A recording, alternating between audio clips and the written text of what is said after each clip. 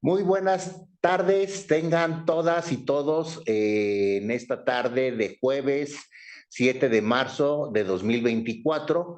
Estamos en el seminario, los comienzos del seminario de Ciencias Sociales Computacionales que organiza el programa de Estudios Políticos e Internacionales del Colegio de San Luis, el grupo de modelización de la Facultad de Economía de la Universidad Autónoma de San Luis Potosí y la Red Iberoamericana de Ciencias Sociales Computacionales. Les agradecemos que estén en esta tarde con nosotros a través de Facebook Live. Es la primera vez que hacemos esta modalidad, esperamos que sea un éxito. Y pues bueno, si no nos están viendo ahorita, pues lo podrán ver después en el canal del Colegio de San Luis. Bueno, pues vamos a comenzar con el seminario. El seminario es un conjunto de charlas que se van a dar mensualmente, principalmente los primeros jueves de cada mes, sobre diferentes asuntos que conciernen a las ciencias sociales computacionales. En esta ocasión me toca el honor de inaugurar el seminario y pues la charla de hoy es precisamente la sociología computacional y la sociología analítica, dos hermanas que se encuentran y precisamente empezaremos con la charla del día de hoy. Bueno, les agradezco que estén una vez más aquí presentes en esta charla y pues comenzaremos en materia. Primero, la sociología computacional y la sociología analítica se entrelazan en la actual era digital por diversas razones. Primero, las dos comparten un enfoque modélico muy interesante que se ha venido desarrollando desde los años 60, 70 del pasado siglo XX y que ahora ya en pleno y muy entrado el siglo XXI, pues está mucho más desarrollado. Otra de las cuestiones interesantes es de que comparten precisamente una visión, un enfoque metodológico basado en el estudio de los individuos en sociedad. En esta presentación, lo que vamos a tratar de explicar un poco y platicarles en esta charla de esta tarde es sobre precisamente cómo convergen estas dos disciplinas y cómo entrelace entre ellas permite impulsar el avance del conocimiento sociológico.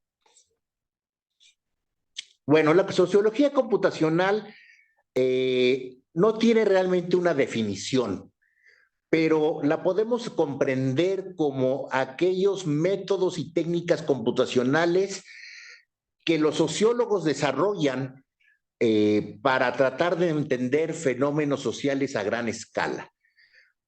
Lo hacen desde un punto de vista que Epstein definía muy claramente junto con Axtell como de abajo hacia arriba o bottom up en inglés, donde precisamente lo que ellos proponen es una metodología muy novedosa que se llama la simulación de sociedades artificiales o la construcción de sociedades artificiales.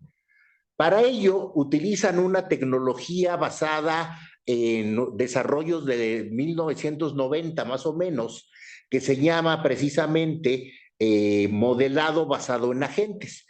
El modelado basado en agentes se sustenta en algo que se llama sistemas multiagente, que es un paradigma de programación de inteligencia artificial desarrollado en los años 90, donde es una inteligencia artificial distribuida.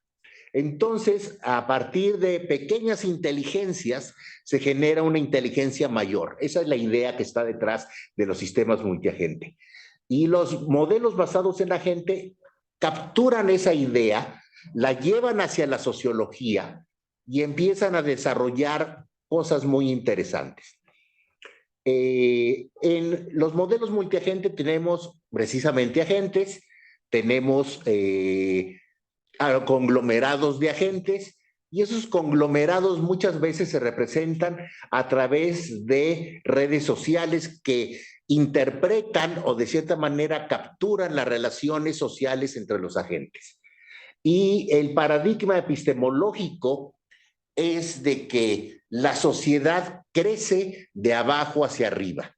Es decir, los fenómenos sociales no están dados, sino que los fenómenos sociales emergen de la interacción compleja de agentes heterogéneos interdependientes que están en un medio social, en un medio que puede ser geográfico o puede ser totalmente, pues, abstracto, como podría ser una organización, pero están interrelacionados entre sí. Bueno, la sociología computacional fue propuesta en 1996 por Epstein y Axtell en su libro Growing Artificial Societies, Social Science from the Bottom Up.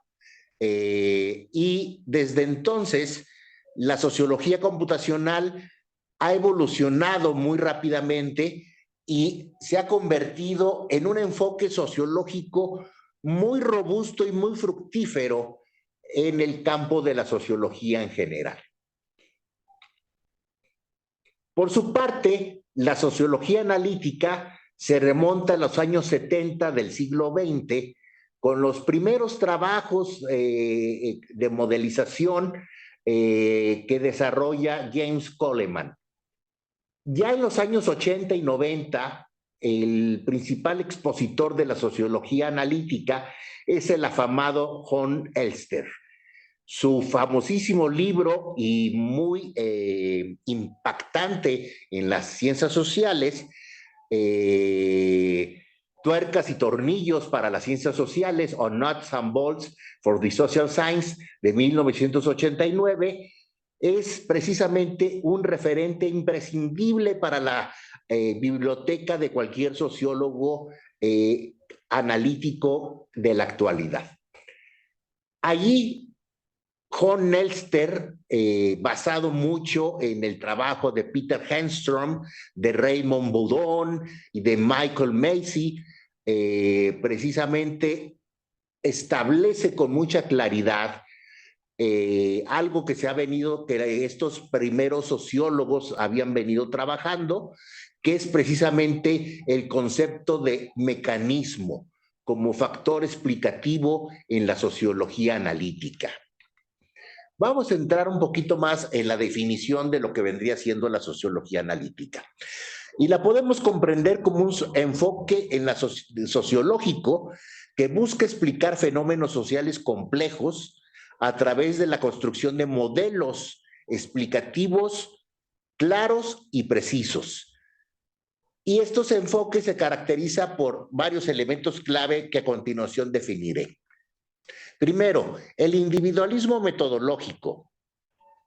El individualismo metodológico establece o se basa en que los fenómenos sociales se explican en términos de las acciones y las interacciones de los individuos. Se parte del supuesto de que las entidades colectivas y sus propiedades emergen de las interacciones y decisiones individuales. Es decir, somos los seres humanos los que hay que estudiar, pero hay que estudiar desde nuestras decisiones e interacciones. Eso es algo muy interesante que conecta precisamente la sociología analítica con otro tipo de estudios, como por ejemplo la psicología social. Porque también la psicología social trata de entender las intenciones, la intencionalidad del individuo, ya visto como tal, pero en interacción con otros. Esta es una de las primeras características que de cierta manera definen muy claramente a la sociología analítica. Otra de las cuestiones es la formalización y modelización que la sociología analítica trata de hacer. Es decir, es un enfoque que hace un uso intensivo de modelos formales, ¿Qué significa esto? Bueno, pues que las matemáticas no están peleadas para nada con la sociología analítica. Es más, es deseable para el sociólogo analítico que la formulación de los mecanismos que se están desarrollando no sean a través de lenguaje natural, como el que estamos desarrollando en estos momentos, sino a través precisamente de un lenguaje formal que sería un lenguaje matemático. Estos modelos matemáticos pueden expandirse hacia lo que vienen siendo modelos computacionales, es decir, ya más algorítmicos, que los lenguajes computacionales también se consideran lenguajes formales. Y muchas veces cosas como la teoría de juegos, un acercamiento económico a las matemáticas es muy utilizada para precisamente establecer los modelos en la sociología analítica. Y todo esto tiene como objetivo proporcionar representaciones claras y precisas de los mecanismos sociales. Se busca sobre todo la explicación de los mismos fenómenos sociales. Y esto contraviene mucho a las sociologías que tratan de ser especulativas o que son especulativas. Es decir, se construye alrededor de un discurso algo que parece lógico, pero que muchas veces no tiene una fundamentación empírica o no tiene una construcción causalística y solamente se quedan a veces en descripciones. La sociología analítica busca, por el contrario, construir precisamente a través de fenómenos formales, de modelos formales, perdón, construir conocimiento donde se puedan establecer las causas de los mecanismos, o sea, a través de esos mecanismos, que serían mecanismos causalísticos de lo observado de manera macro. Hay también algo muy interesante que es la racionalidad y las preferencias. En muchos modelos de sociología analítica, los individuos son considerados agentes racionales, los cuales toman decisiones basadas en sus preferencias y en la información que disponen, como establece el modelo racionalista clásico, sobre todo el modelo racionalista economicista. En esto, como lo acabo de decir, la sociología analítica abreva de la economía, pero en la sociología analítica se considera una gama más amplia de motivaciones y de comportamientos. No es tan claro el homo economicus que precisamente establece la economía y los modelos econométricos que surgen precisamente de esta visión del agente racional, tomador de decisiones, basado en las preferencias y en funciones de utilidad, pero sí lo que se establece es precisamente una muy clara metáfora de este agente racional, pero se le permite que tenga mayores motivaciones y mejores comportamientos, es decir, se complejiza aún más el modelo de la gente. Los mecanismos sociales son precisamente aquellos en los que son establecidos como procesos repetitivos que conectan causas y efectos en contextos sociales. El objetivo es entender cómo ciertas condiciones o acciones individuales conducen a resultados colectivos específicos. Los mecanismos sociales han sido definidos como modelos causales hipotéticos que muestran el sentido del comportamiento individual o bien como hipótesis plausibles que podrían ser la explicación de algunos fenómenos sociales, dándole la explicación en términos de interacciones entre individuos o individuos de algún conjunto social. Para explicar un poco esto, me va a servir la figura precisamente del lector que está movido precisamente por las consideraciones económicas que allí se dibujan en ese cartón de Matador, muy interesante y divertido, donde precisamente hay una mano que tiene un símbolo de dinero y el agente en este caso pues va a votar precisamente por aquello que le genere mayor bienestar económico. Eso lo podríamos ver nosotros como precisamente algo que podríamos entender en la sociología analítica como un mecanismo causal que establece que la preferencia del individuo por votar por X o Y partido, pues va a estar en función de las preventas económicas que los partidos le den. Entonces, por ejemplo, en ciertos sustratos de la población, pues es muy fácil la coerción por parte de los partidos al estar sobre todo los partidos en el poder, pues pueden utilizar los llamados programas sociales para, de cierta manera, influir en la elección del voto por ellos.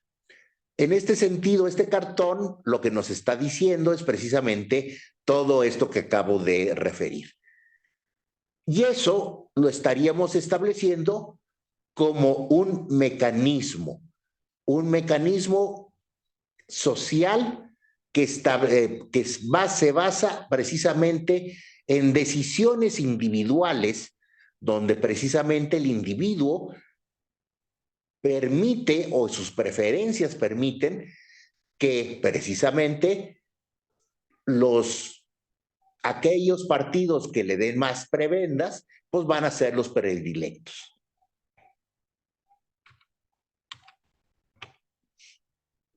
Otro de los aspectos muy interesantes que tiene la sociología analítica desde sus inicios es la interdisciplinariedad.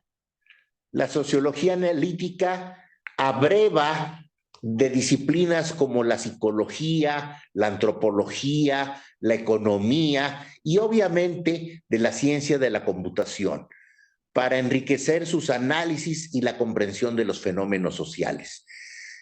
Es una disciplina académica que se abre al diálogo, ahí sí un diálogo de saberes con otras disciplinas y esos diálogos han sido muy fructíferos. Bueno, vamos a pasar a la parte de la intersección entre la sociología computacional y la sociología analítica. De cierta manera, Epstein y Axtell pues no leyeron a los clásicos de la sociología analítica. No hacen referencia a los mismos, no hacen referencia a mecanismos causales, pero la sociología analítica tampoco hace mucha referencia hacia los precisamente, bueno, como es una ciencia más o menos nueva, los avances que hay en la sociología computacional, sobre todo los procesos emergentes, la proposición de microfundamentos que pueden ser utilizados para establecer mecanismos causales, pues no hay un diálogo primigenio. Pero con el paso del tiempo, los sociólogos analíticos han visto precisamente la capacidad que tienen los modelos basados en agentes para establecer lo que la sociología computacional propone desde un inicio: la construcción de laboratorios in silico, es decir, laboratorios de simulación, donde precisamente se puede establecer la relación de estos agentes entre sí, se pueden programar y se puede explorar a través de muchísimos experimentos y de situaciones controladas, precisamente cómo emergen los fenómenos sociales de nivel macro. Bueno, la combinación de la sociología analítica y la sociología computacional es una plataforma muy potente para el análisis profundo y preciso de lo social. La sociología analítica nos va a proporcionar un marco teórico riguroso, enfocado en la construcción de modelos explicativos claros, basados en el individuo, en el individualismo metodológico y en la identificación de mecanismos sociales. Por su parte, la sociología computacional aporta herramientas avanzadas como la simulación y el análisis de grandes volúmenes de datos, permitiendo la modelización y prueba de teorías en entornos muy complejos, pero al mismo tiempo realistas. Esta sinergia permite una exploración más detallada y empíricamente fundamentada de fenómenos sociales. Los modelos analíticos ofrecen la comprensión teórica profunda, mientras que las herramientas computacionales, como el modelado basado en agentes, facilitan la experimentación y la validación de los modelos a través del análisis de los datos que arrojan las simulaciones y precisamente estos análisis de datos pues van a permitirnos corroborar precisamente los modelos analíticos que se proponen en la sociología analítica. Entonces, todo ello nos lleva a una comprensión mucho más rica, pero al mismo tiempo matizada de los fenómenos sociales, combinando la precisión teórica con esa robustez empírica. La interacción entre teoría y práctica precisamente potencia la capacidad de la sociología en general para explicar y predecir dinámicas sociales en este mundo que es cada vez más complejo y sobre todo orientado a generar datos y datos y datos. El modelado computacional posibilita simular escenarios sociales complejos, explorando posibles resultados y tendencias. Esta herramienta permite comprender mejor los procesos sociales y sus implicaciones. Por su parte, la sociología analítica, como la sociología computacional, comparten el mismo paradigma de modelado. Esto es, el modelado y simulación basada en agentes. Tenemos ahora que el análisis de redes sociales, que nació también allá en los años 40, no, más o menos, sí, más o menos como en los años 30, precisamente con el estudio de los sociogramas, precisamente por Moreno, un investigador norteamericano, pues empezó a desarrollarse y como una estrategia que utilizaba una matemática que no es tan numerable, que es la matemática de la teoría de grafos.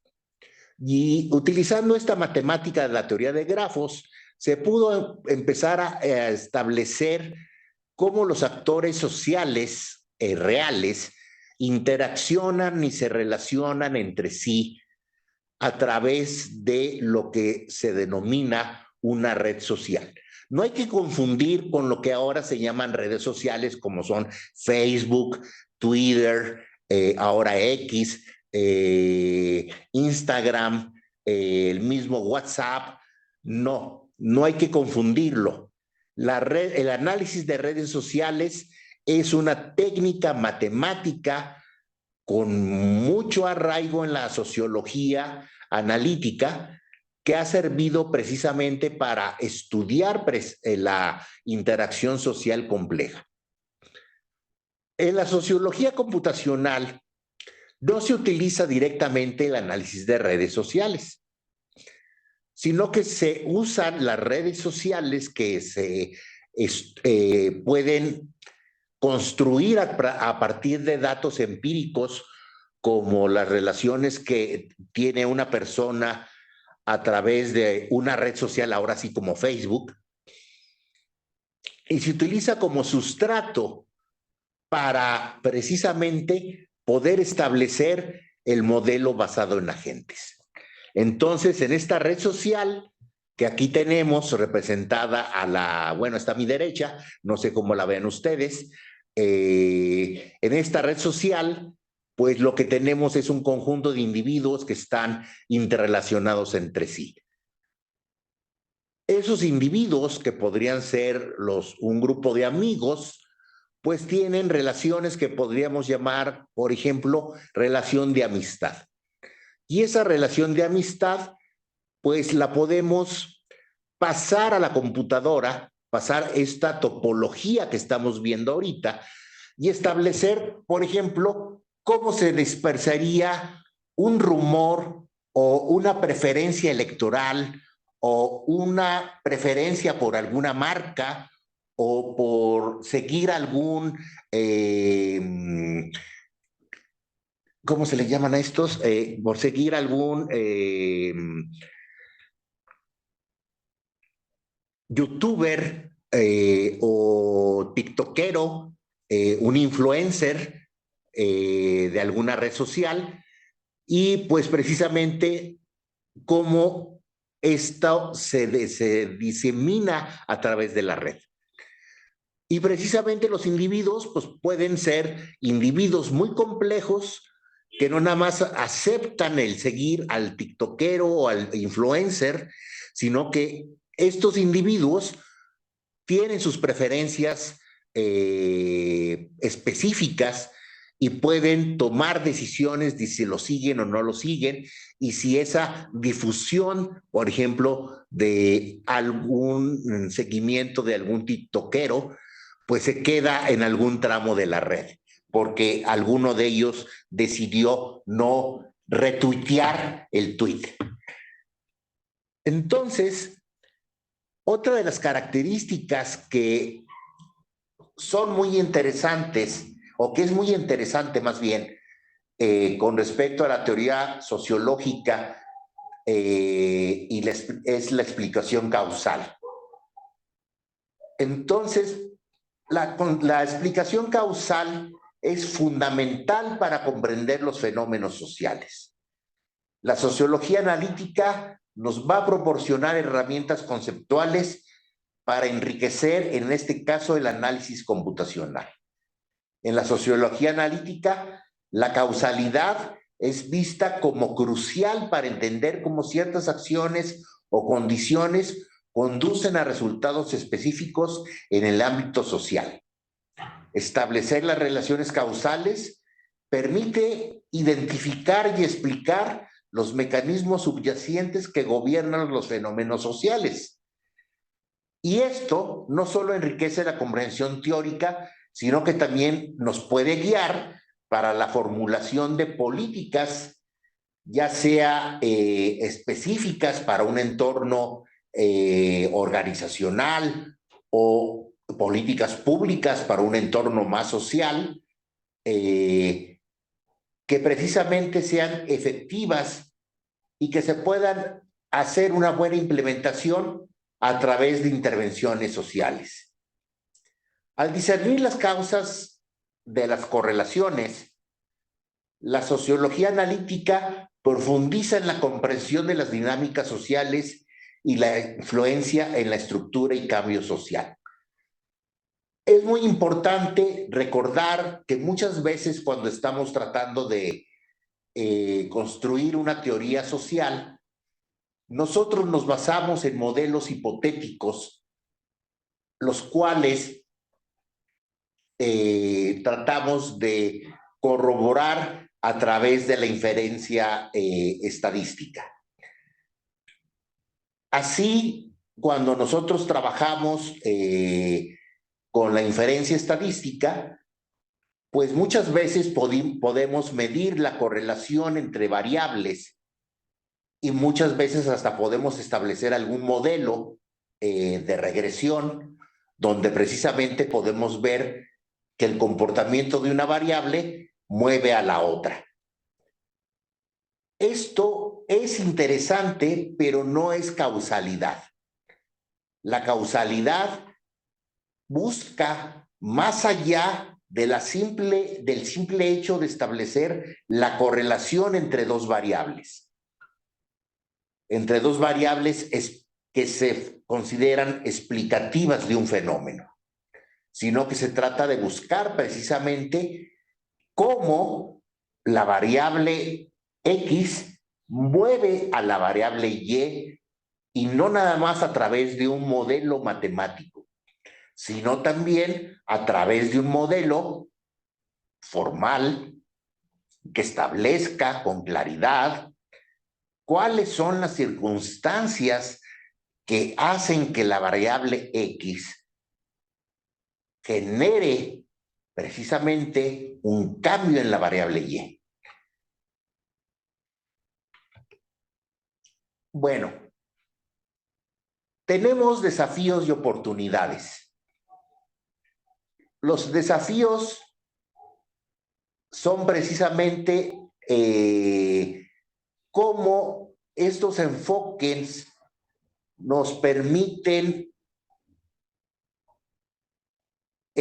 abordar la complejidad de la vida social, pero al mismo tiempo, cómo trabajar con esa complejidad manteniendo una ética en la investigación. ¿Por qué? Porque, bueno, estamos en la época de los grandes datos, de los petabytes de información, donde pues muy fácilmente se puede hacer la descarga de YouTube, de comentarios sobre cualquier tipo de cosas que se nos ocurran y pues en un corto tiempo podemos estar manejando millones de comentarios. ¿Cómo vamos a trabajar primero esa complejidad dada por el número? Segundo, ¿cómo vamos a mantener una ética en el manejo de esos datos? ¿Cómo vamos a trabajar de cierta forma como científicos sociales manteniendo una cierta anonimato de nuestros informantes que no pidieron ser parte del estudio, pero que están allí sus datos? Y están ahí porque los subieron a la red, porque compartieron un comentario, porque retuitearon un tweet, porque postearon algo en su Facebook, porque le dieron like a una fotografía en Instagram. Pues todo eso actualmente es un dato para el científico social y es un dato para el sociólogo. Y el sociólogo analítico hoy en día se ve ante la necesidad, primero, de tener herramientas que le permitan manejar esa complejidad de datos que están ahí a la mano.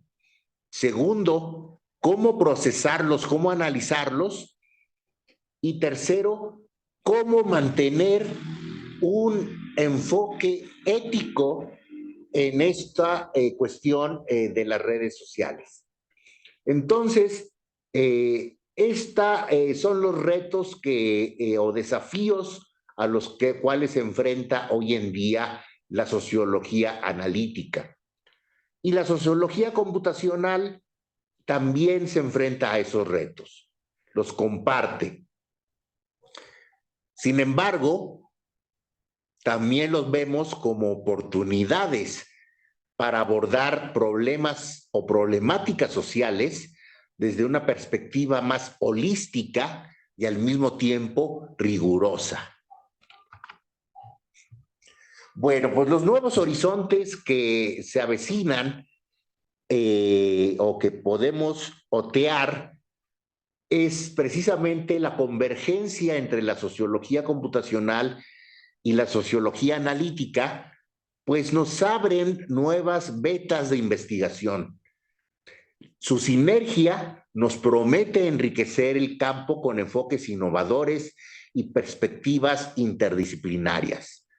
Hoy en día, con el avance de la inteligencia artificial basada en modelos de lenguaje natural, pues cada vez más los científicos que trabajan en la sociología computacional están construyendo ya modelos de agentes cognitivos, abrevando mucho de todo el trabajo que desde los años 60 se ha venido desarrollando por personas como Nowak en la psicología social. Y todo eso pues empieza a revolucionar precisamente el campo de la sociología computacional. Entonces, al converger estos dos enfoques sociológicos, el analítico y el computacional, al ser ambos interdisciplinares, al permitirnos precisamente establecer un diálogo fructífero entre los dos enfoques, pues esto nos prevé un futuro donde precisamente podamos ya tener modelos basados en agentes que incorporan cualidades cognitivas y que permiten enriquecer a la sociología computacional y a la sociología analítica. El avance de la intersección entre la sociología computacional y la sociología analítica va a transformar la forma en que comprendemos y abordamos los fenómenos sociales. La perspectiva futura que se vislumbra apunta hacia una investigación más dinámica y contextualizada al mismo tiempo. La sociología computacional y la sociología analítica, tomadas de la mano, como lo decía en mi metáfora, dos hermanas que se encuentran porque comparten mucho en común, son de cierta manera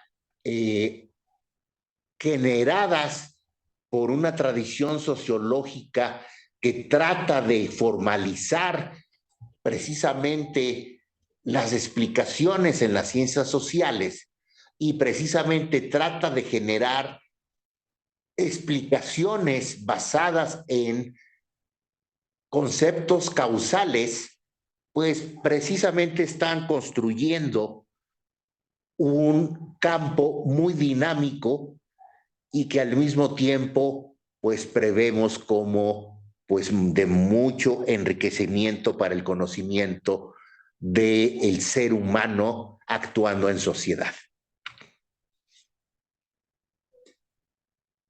La relevancia en la actualidad de todo esto es de que en este mundo tan hiperdigitalizado es cada vez más relevante que estos enfoques y herramientas estén convergiendo, se estén conociendo y sobre todo que trasciendan las fronteras de la lengua anglosajona.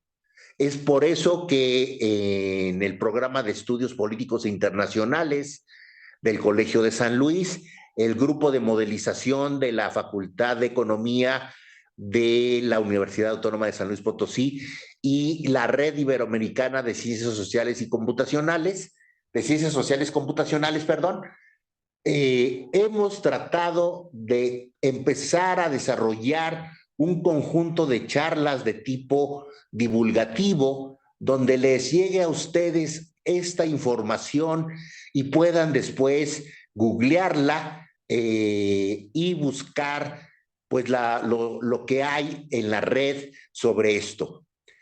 Pueden buscar a los autores y pueden estar pues muy seguros de que se van a llevar muy gratas sorpresas.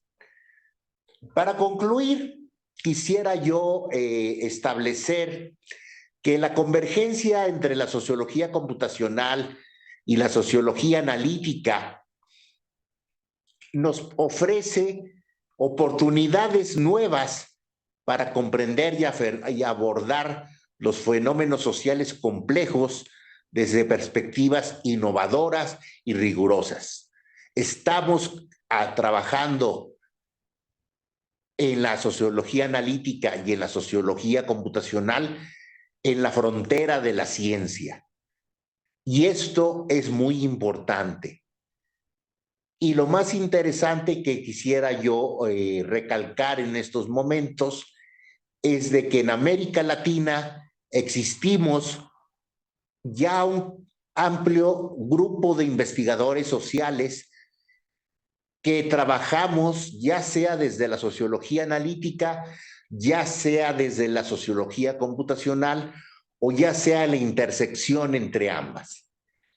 Y eso hace que precisamente pues nuestras sociedades, que parte de ellas están ya en la era digital, que ya están inmersas, porque muchos de ustedes me han de estar viendo desde sus celulares inteligentes, me han de estar viendo desde sus computadoras portátiles o desde sus tablets, pues están ya inmersos en este mundo. Y tengan la certeza de que los investigadores sociales seguiremos dando lo mejor de nosotros para poder entender los cada vez más complejos fenómenos sociopolíticos y socioeconómicos que se están dando en la actualidad. Con ello termino, les doy las gracias, les dejo mi correo electrónico, la dirección de la Red Iberoamericana de Ciencias Sociales Computacionales, y les agradezco mucho el haber estado conmigo durante estos casi 45 minutos. Espero no haberlos aburrido y pues abro un breve espacio para saber si hay algún comentario en Facebook.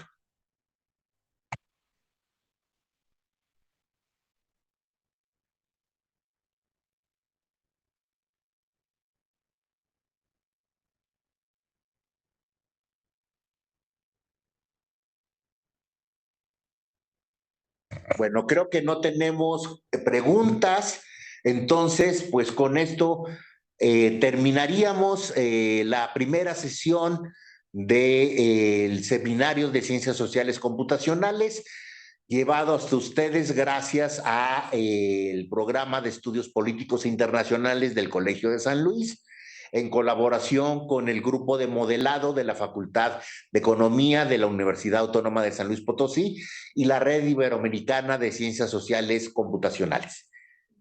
Hay una duda.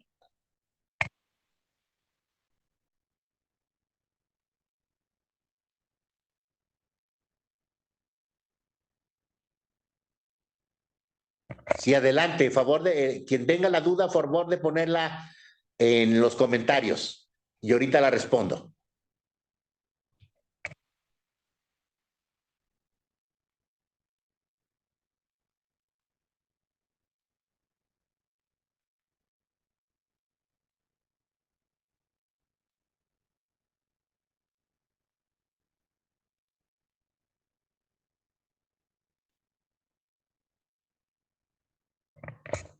La pregunta es, ¿en el MPA es posible modelar el comportamiento de agentes individuales?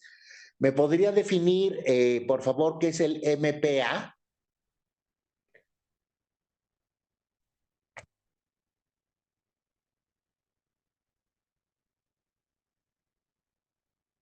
En el modelado basado en agentes, sí, los agentes se modelan cada uno de manera individual, no son homogéneos. Una de las ventajas del modelado basado en agentes es de que se consideran agentes heterogéneos. Entonces, cada agente es diferente del otro. Mientras que un agente puede tener, por ejemplo, una función de utilidad social, por llamarle de alguna manera, con respecto a quién le daría su voto de confianza para poder adquirir un cierto producto, pues otro agente tendría otra función de utilidad diferente y esa interacción entre todos ellos daría precisamente un comportamiento emergente de una opinión generalizada con respecto al producto.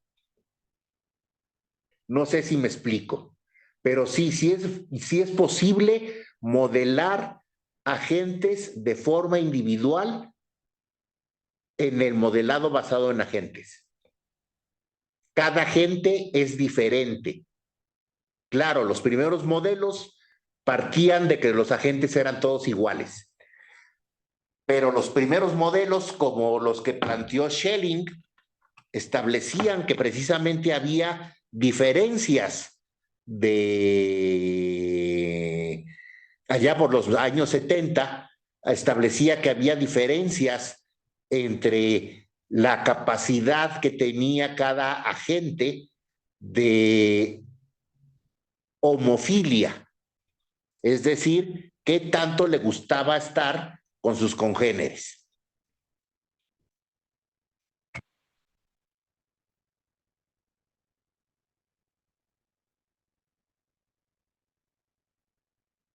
Ok, la otra pregunta es, ¿cómo es la ética respecto a esta área de estudio? Bueno, como todo en ciencias sociales, tenemos que trabajar bajo una cierta ética. Y la ética con los agentes, pues no hay realmente una ética. Los agentes son entidades artificiales con las cuales podemos trabajar. Pero cuando tomamos datos de la vida real, lo que sí tenemos que cuidar es precisamente los datos personales de las personas que estamos nosotros estudiando a través de, por ejemplo, un web scraping de, por ejemplo, Facebook o de YouTube.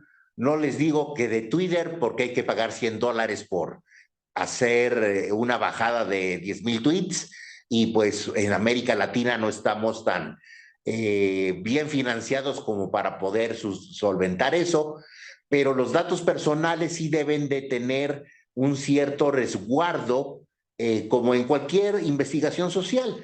Por ejemplo, en nuestro caso, no se puede hacer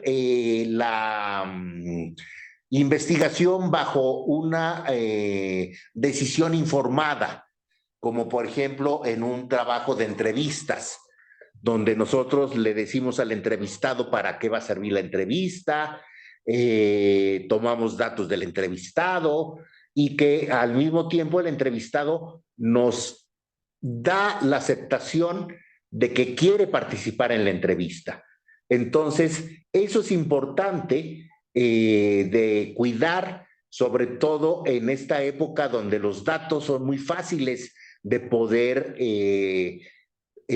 atraer desde cualquier fuente, ya sea páginas web, ya sean sitios de compra, un montón de cosas que se pueden atraer los datos.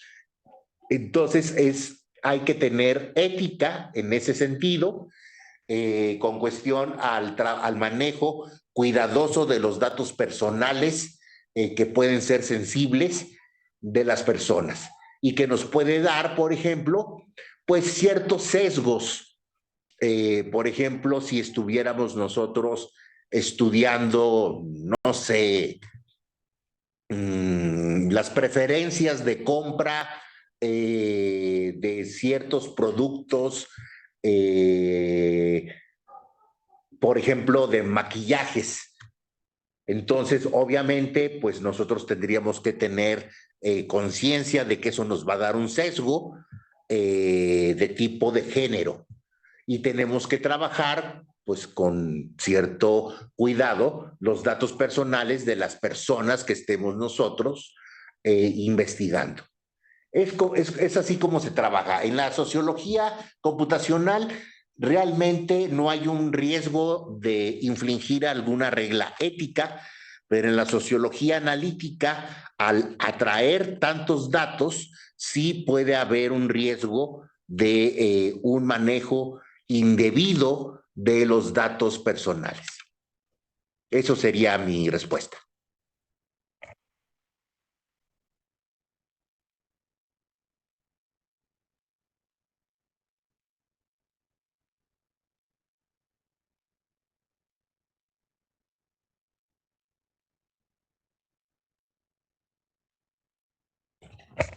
Bueno, creo que hay otra pregunta que dice, ¿la sociedad podría verse afectada por el uso indebido de los datos que recolecta la sociología? Pues yo creo que no, porque los científicos somos formados bajo un riguroso código de ética, donde precisamente somos formados como personas que precisamente tenemos una condición privilegiada de entender a la sociedad y de recolectar datos de la misma sociedad.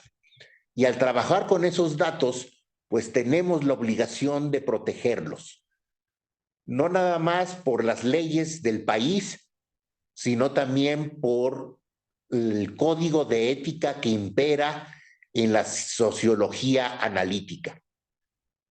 Entonces, es ahí donde creo que esos conocimientos que se generen, pues no son por sí mismos ni buenos ni malos. Es conocimiento que se adquiere. Como lo usen las personas, es ahí precisamente donde se puede haber el sesgo concreto y el peligro que podría existir. Pero el conocimiento que se genere sobre la sociedad, no hay peligro a tal. Al contrario, una sociedad informada de cómo está funcionando ella misma es una sociedad pues crítica y que precisamente presentaría batalla ante embates de tipo autoritario o de tipo tiránico que quisiera restringir sus libertades, ya sea individuales o colectivas. Esa sería mi respuesta.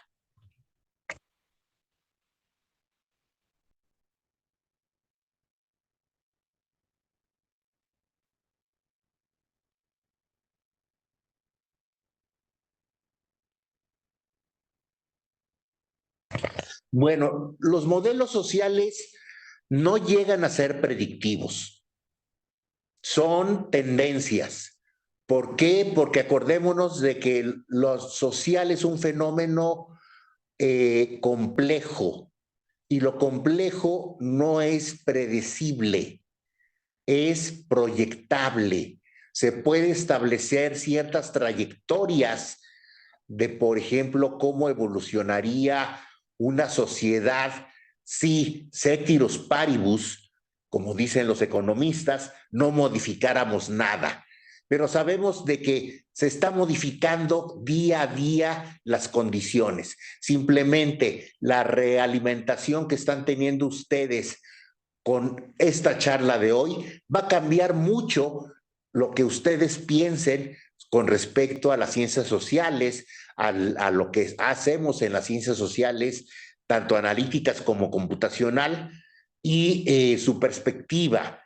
Saben de que podemos y estamos construyendo modelos para comprender la sociedad, estamos ya en esa tarea y saben que pueden tener ustedes incidencia directamente. Entonces, eso hace que los modelos de la sociedad no puedan ser de tipo predictivo. No puedo yo predecir dónde va a estar la sociedad A en un momento T, N, pero sí puedo establecer un conjunto de trayectorias de a dónde podría evolucionar la sociedad si se modificaran o si se hicieran ciertos cambios específicos. Esto podría en su momento poder alimentar a tomadores de decisiones en el ámbito gubernamental y social, porque recordemos que no es solamente el gobierno el responsable de dirigir la sociedad. Estamos en la época de la gobernanza, es decir, somos la ciudadanía y los ciudadanos con el cargo de servidores públicos, no de gobernantes, sino de servidores públicos, los que son los encargados de dirigir, de timonear a toda la sociedad. Entonces, para mí, creo que no hay un ejemplo que ahorita se me ocurra de establecer por dónde pudiera desarrollarse un modelo, pero por ejemplo, voy a intentar con el modelo clásico de Schelling. El modelo clásico de Schelling establece que hay dos conjuntos de individuos, los individuos azules y los individuos rojos. Y los individuos tienen un grado de homofilia. Esto significa que son propensos a estar rodeados de un cierto porcentaje de individuos que comparten su misma característica, en este caso el color. Entonces, si esos individuos los dejamos que puedan moverse en un espacio geográfico que para Schelling fue un tablero de ajedrez, y dejaba ciertos espacios del tablero de ajedrez libres y comenzaba con una distribución de individuos pues dispersa, donde había una mezcla entre rojos y azules, y los hacía evolucionar a través manualmente, no computacionalmente.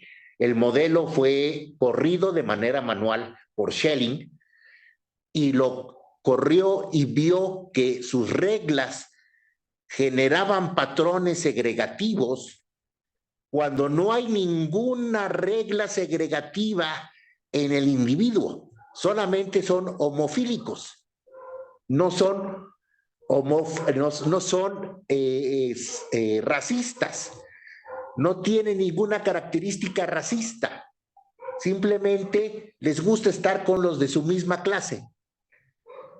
Y Schelling encontró en su modelo que había patrones segregativos. Eso nos permitiría no establecer que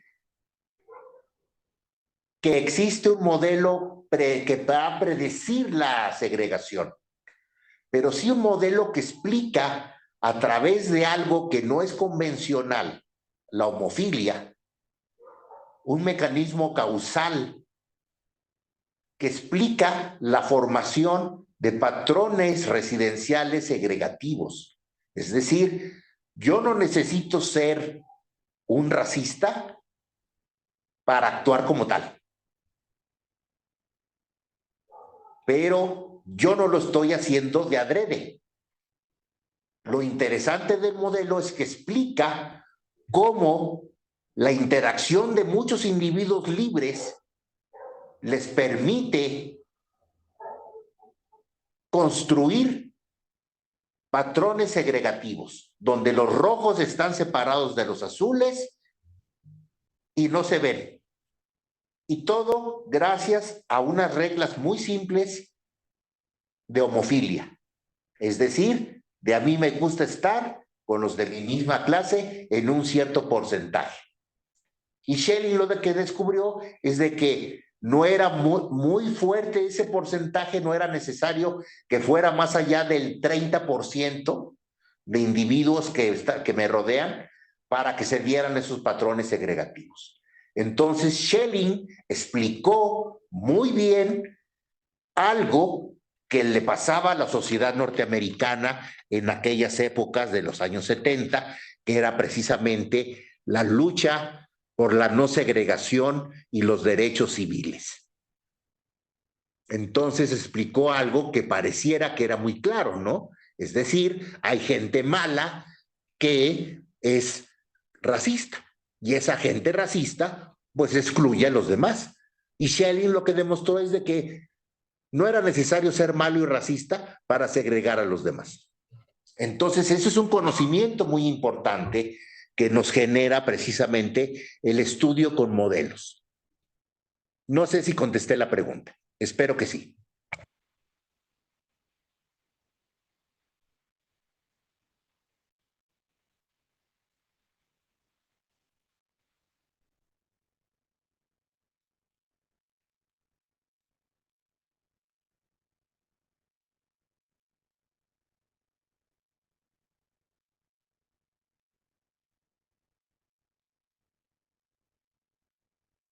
Bueno, muy bien, pues parece ser que se han agotado las preguntas por esta tarde.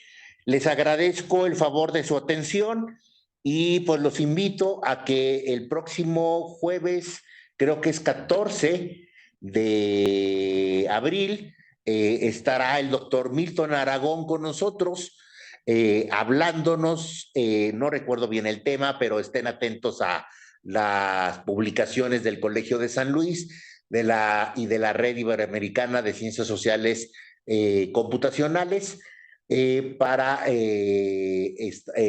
saber el tema de la plática del doctor Milton Aragón. El doctor Milton Aragón es un colega mexicano del Colegio de Sonora. Les agradezco nuevamente, muchísimas gracias, muy buenas tardes.